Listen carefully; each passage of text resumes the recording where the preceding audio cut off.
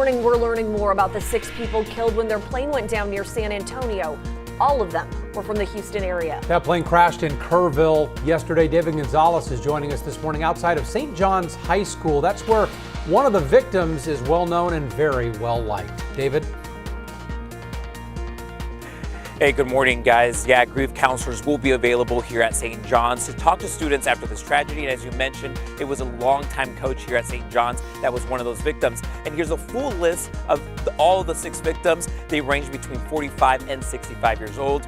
Angie Stewart was actually a longtime girls varsity lacrosse coach and was considered loved and respected as well. Her husband Stewart graduated from St. John's in 1981, and their son was also a student. The school issued a statement saying that there are no words to describe the overwhelming sense of grief that they feel over this sudden loss. The pilot, Jeffrey Wise, had more than 4 decades experience as a pilot. He was also a senior vice president of investments at Raymond James. The FAA and also the NTSB will be back in Kerrville this morning as they investigate to exactly what led to this crash. Back to you. All right, David Gonzalez, thank you.